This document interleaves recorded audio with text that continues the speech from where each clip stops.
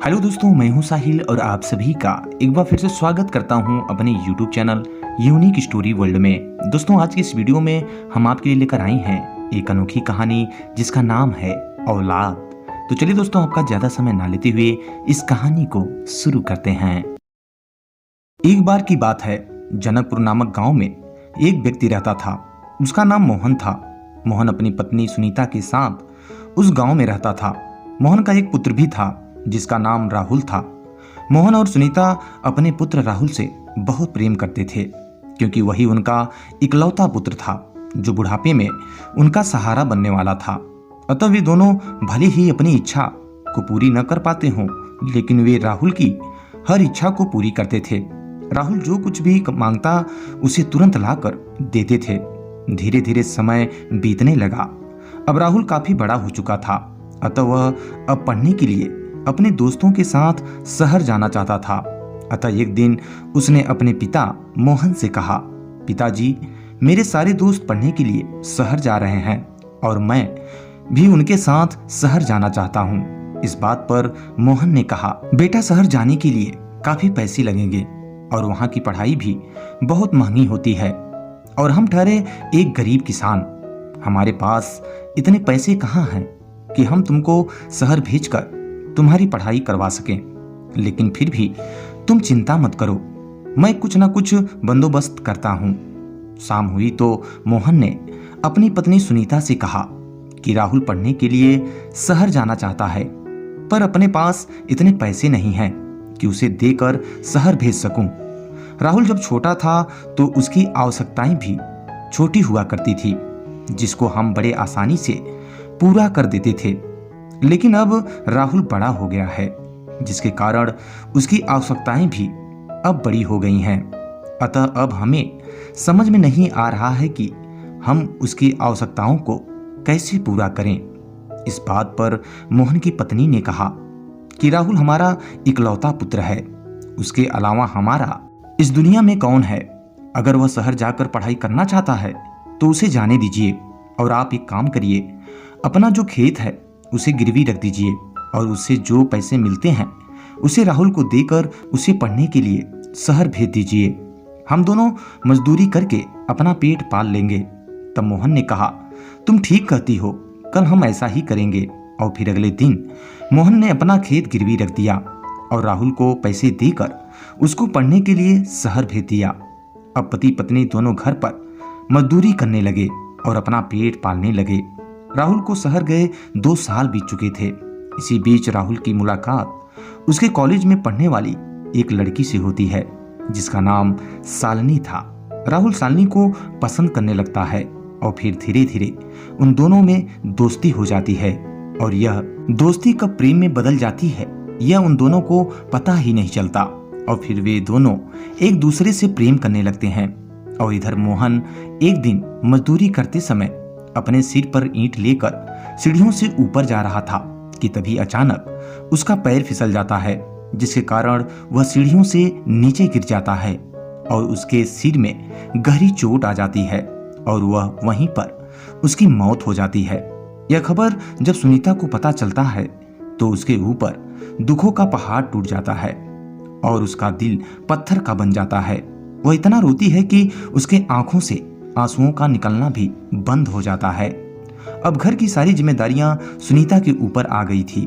इधर राहुल को जब अपने पिता का मरने का सूचना मिलती है तो वह भी भागता हुआ शहर से अपने घर आता है और अपनी माँ को संभालता है। और अपने पिता का श्राद्ध करने के बाद वह अपनी माँ से कहता है कि माँ, मेरे पढ़ाई का यह अंतिम वर्ष है और मुझे और पैसे चाहिए, नहीं तो हमारा एडमिशन भी नहीं हो पाएगा और मेरी पढ़ाई भी अधूरी रह जाएगी।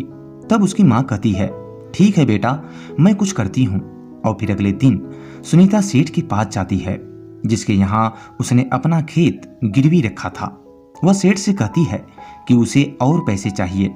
सेठ कहता है, पहले पुराना जो हमने दिया था वह दे दीजिए, तब मैं आपको और पैसे दूंगा, और नहीं तो आप अपना खेत ही बेच दीजिए, मैं आपको पैसे दे दूंगा। सुनीता के पास और कोई चारा नहीं था, क्योंकि उसके पास इतने पैसे नहीं थे जो वह सेठ को दे पाती। अतः उसने अपना खेत सेठ को बेच दी और सेठ से पैसे लेकर राहुल को दे देती है और वह स्वयं मजदूरी करने लगती है। राहुल पैसे लेकर पढ़ने के लिए पुनः शहर चला जाता है और पढ़ाई पूरी होने के बाद वह शालिनी से विवाह कर लेता है और वहीं शहर में ही नौकरी करने लगता है। अब उसे शहर में रहते हुए लगभग 2 साल बीत चुके थे।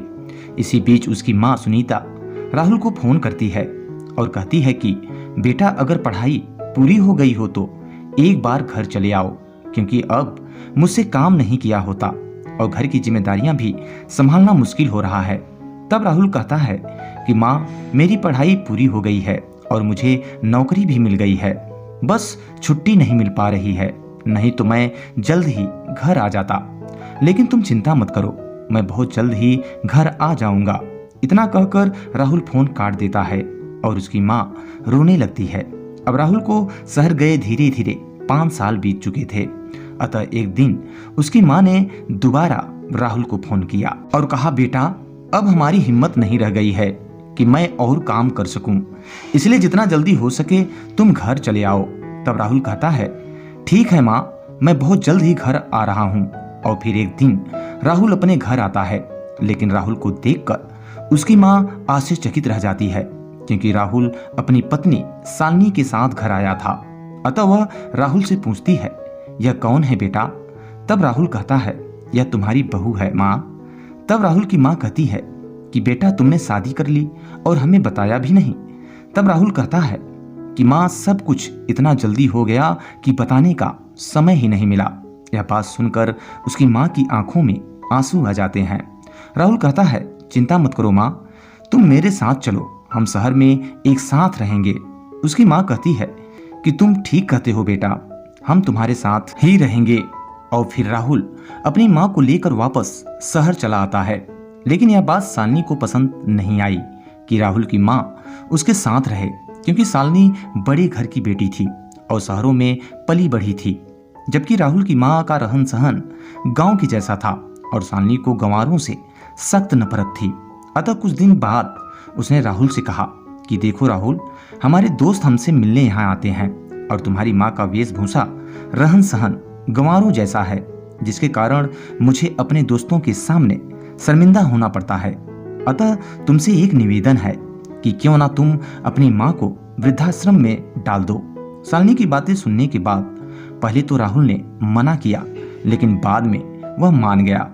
अतः उसने अपनी माँ से कहा, माँ, हम और शालिनी ऑफिस चले जाते हैं और तुम यहाँ अकेली रहती हो, जिसके कारण तुम बोर हो जाती होगी, इसलिए मैं सोच रहा हूँ कि तुम्हें वृद्धा आश्रम में डाल दूं। वहाँ पर काफी लोग रहेंगे और तुम्हारा मन भी लगा रहेगा। अगर तुम्हें कोई परेशानी होगी तो मैं आकर कि तुम्हें देख लिया करूंगा। राहुल की बातें सुनने के बाद राहुल की माँ ने कहा, बेटा, मैं तुम्हारे साथ ही ठीक हूँ, मुझे कोई दिक्कत या परेशानी नहीं है। लेकिन राहुल के बार बार कहने पर उसकी माँ की आंखों में आंसू आ गए और वह बोली, ठीक है बेटा, जैसी तुम्हारी मर्जी। और फिर राहुल ने अपनी माँ को वृद्धा आश्रम में डाल दिया। अब राहुल कभी कभार अपनी माँ से मिलने वृद्धा आश्रम चला जाता था और फिर एक दिन राहुल को वृद्धाश्रम से फोन आया कि तुम्हारी माँ की तबीयत बहुत खराब है, एक बार आके मिल लो।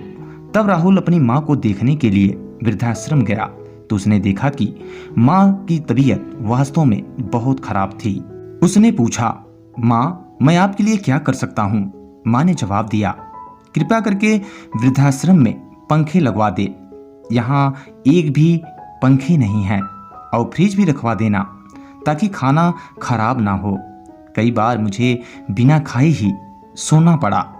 पुत्र ने आश्चर्यचकित होकर पूछा, माँ, आपको यहाँ इतने समय हो गया, आपने कभी शिकायत नहीं की, आज बीमार हो तो आप मुझे यह सब बता रही हो, क्यों? माँ ने जवाब दिया, बात यह है बेटा कि मैंने तो गर्मी, भूख और दर्द सब बर्दाश्त कर लिया, लेकिन जब तुम्हारी औलाद तुम्हें यहाँ भेजेगी तो मुझे डर है कि तुम यह सब सह नहीं पाओगे।